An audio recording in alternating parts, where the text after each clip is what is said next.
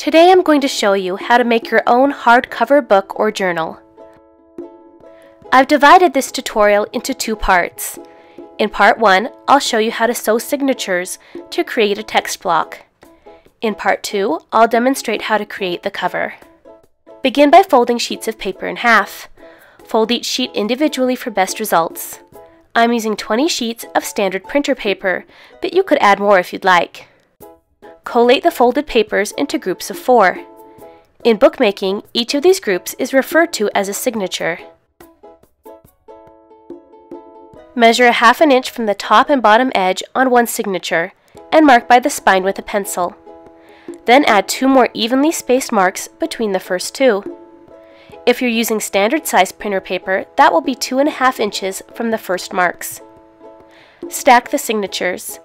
Use clothespins to secure them together, then extend your marks down along the spine of each signature. This ensures all holes will be properly aligned.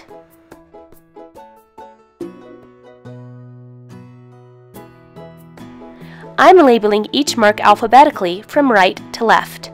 This isn't required, but it does make assembly easier for the first couple of books.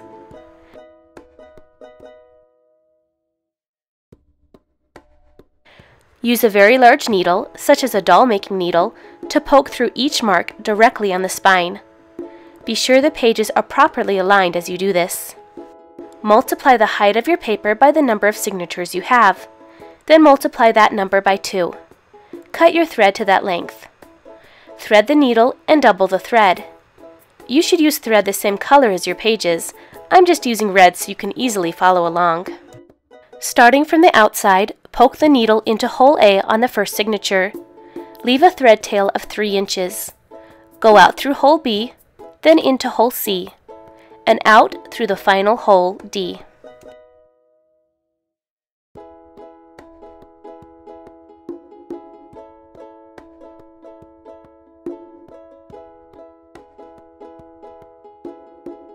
Lay the second signature on top of the first. Go into hole H on the left, then out through G.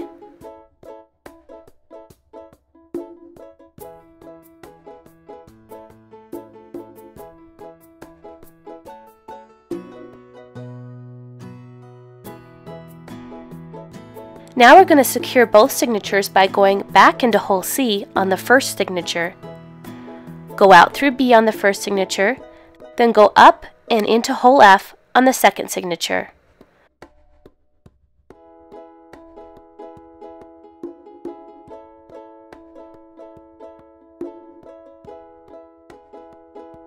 Go out through final hole E. Now tie the loose tail from hole A with your sewing thread.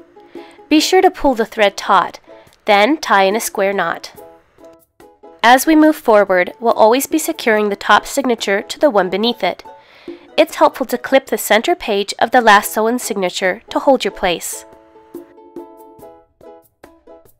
Add the third signature to the stack and go into I on the right.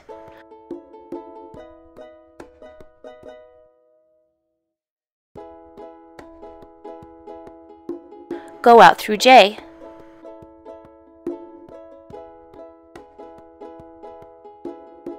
Then go down and back into F on the second signature, and out through G.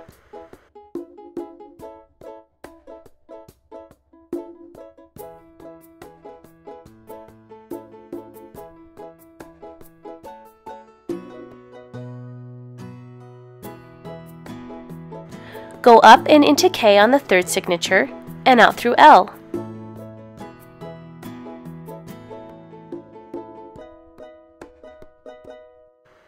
To secure the end, slide the needle under the stitch holding the first 2 signatures together and pull taut.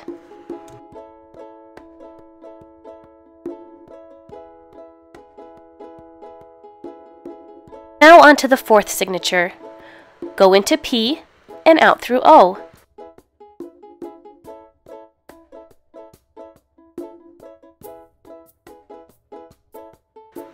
Let's remember to move our clip to hold our place. Go down and into K on the third signature, and out through J.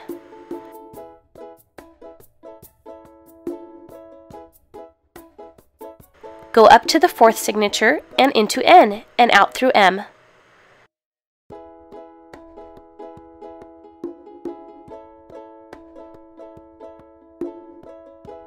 Secure at the end by sliding the needle through the stitch holding the previous two signatures. I'm on to my fifth and last signature, but you would repeat the previous method to secure any additional signatures. Once you reach the end of the last signature, slide the needle between the stitches as you did before. Then slide it under one more time and thread the needle through the loop in the thread. Pull to knot.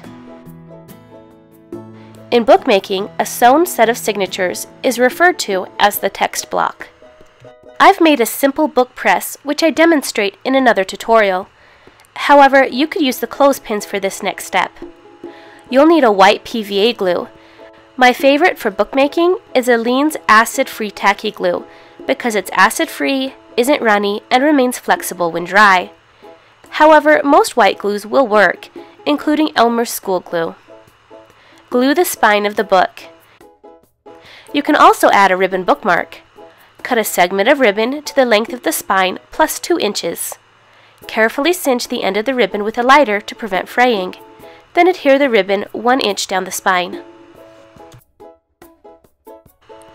Next, we'll add the end papers. Fold 2 sheets of colored paper in half so they're the same dimensions as your text block pages. Add one to the front of the text block and one to the back. Cut a 3-inch scrap of cardstock that's the same height as your text block. Wrap around the spine and crease. This will reinforce the spine.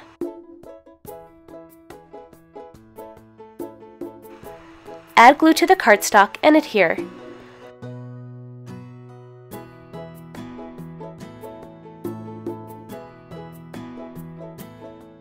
Place in the book press or clip with clothespins.